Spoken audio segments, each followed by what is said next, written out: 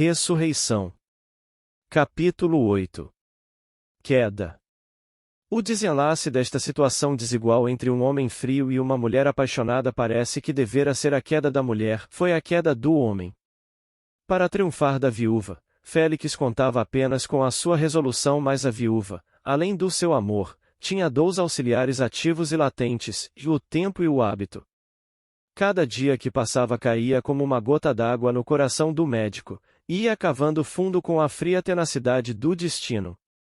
Ironia da sorte chamará o leitor a este desfecho de uma situação que, algumas semanas antes, tão outra se lhe afigurava.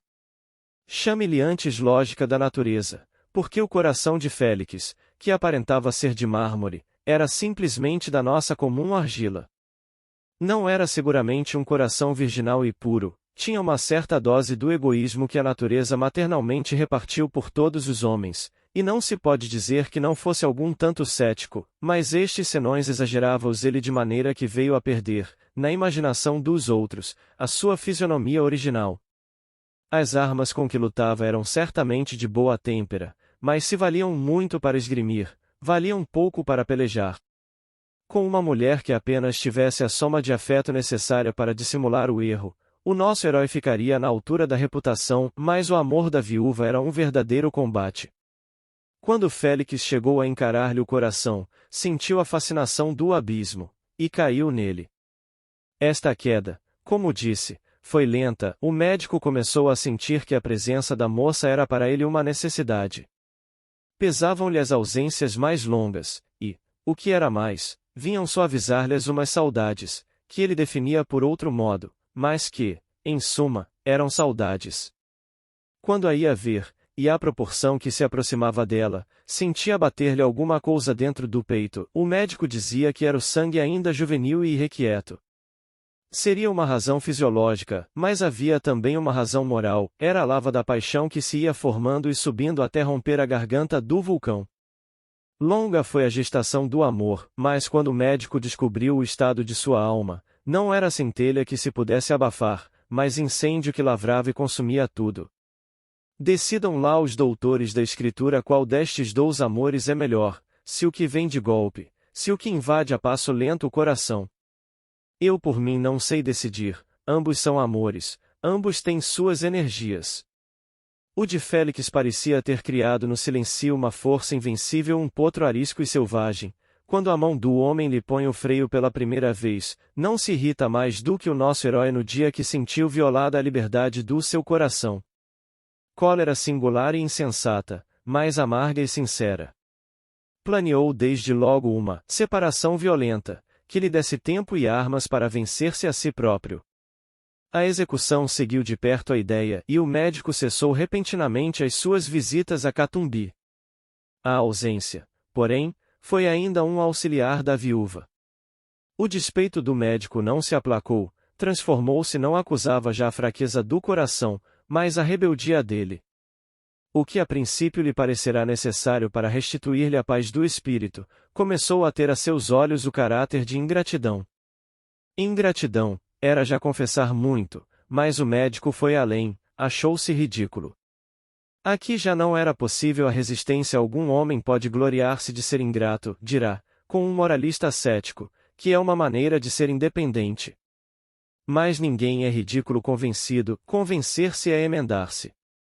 A essas razões que o médico dava a si próprio, e que eram filhas da consciência, acresciam outras que ele não articulava, mas sentia as saudades, as recordações, os desejos, a voz misteriosa e constante que lhe sussurrava aos ouvidos o nome de Lívia. Demais, a bela viúva escreveu-lhe. Félix, como um verdadeiro namorado, jurara não abrir as cartas que ela lhe mandasse, e correu à porta para receber a primeira. Não era carta de recriminações, mas de surpresa e de lágrimas. Quando veio segunda carta, já o médico sabia outra de cor. A segunda era a última, dizia Lívia, eram já recriminações, mas não contra ele, nem contra o destino, eram recriminações contra si mesma. A melancólica resignação da moça comoveu o médico. No fim de uma semana estava aos pés dela fazendo ato de sincera contrição. Lívia perdoou-lhe as lágrimas choradas durante aqueles 8 dias de angustiosa incerteza. Perdoou-lhe-as como sabem perdoar as almas verdadeiramente boas, sem ressentimento. Mas a causa da ausência não a explicou Félix. Não me perdoou já? Disse o médico, quando ela lhe fez uma pergunta direta a este respeito. Isso basta, não queira saber a razão desta singular loucura, que me levou tão longe do único lugar em que me é possível a felicidade. Para minha expiação basta o que sofri também nestes 8 dias e a vergonha de ter. Calou-se, receava dizer tudo. A moça ouviu aquelas palavras com manifesta satisfação, murmurou. Ciúmes? Félix estremeceu. Uma sombra ligeira pareceu toldar-lhe os olhos. Lívia inclinou para ele o rosto como querendo ler-lhe na fisionomia a verdade que ele forcejava por esconder. Não, disse Félix, não foram ciúmes. Ciúmes de que e de quem? De ninguém, bem sei, mas está-me a parecer, Félix, que o seu amor é um pouco visionário e melindroso. Oh! Não me lastimo por tão pouco, agradeço-lhe até. Que perderia eu com isso? Alguns dias de paz, talvez, mas a certeza de ser amada é uma grande compensação. O purgatório não é uma porta que abre para o céu? Cada qual sabe amar a seu modo, o modo pouco importa, o essencial é que saiba amar. Pode ser que eu me engane, continuou ela pondo-lhe as mãos na fronte, mas eu creio que há nesta cabeça muita imaginação, e imaginação doente.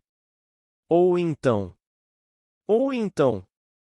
repetiu o médico, vendo que ela fazia uma pausa. Ou então, a doença está aqui, concluiu Lívia apontando-lhe para o coração.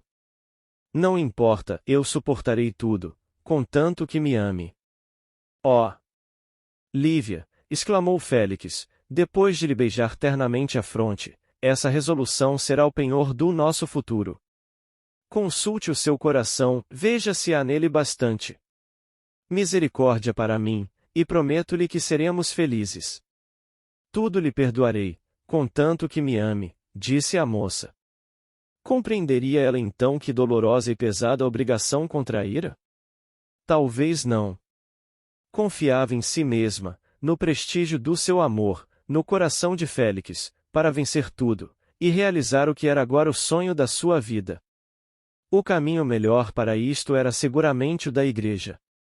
Que obstáculo podia haver? Um e outro dependiam exclusivamente de si, o casamento era o desfecho lógico e sacramental daquele romance. Mas nem a viúva o insinuava, nem o médico propunha nesta situação mal definida alguns dias correram de tranquila felicidade. Aos olhos estranhos buscavam ambos esconder o seu segredo, mas a reserva de Lívia era apenas a que bastava para acatar as conveniências ao passo que a de Félix era tão completa e calculada que a própria moça iludia. Esta facilidade de dissimulação desconsolou-a, achava perfeita demais. Era um sintoma de tranquilidade que desdizia com o amor impetuoso de Félix. Demais, que razão haveria para esconder tão misteriosamente dos olhos dos outros uma coisa que deveria e não tardaria a ser pública? A indiferença de Félix, entretanto, não era tão completa como parecia, era uma indiferença vigilante. Quando os olhos da viúva procuravam os do médico, este desviava cautelosamente os seus, mas olhava, digamo-lo assim, por baixo da pálpebra. Foi então que começou para ela uma vida de luta.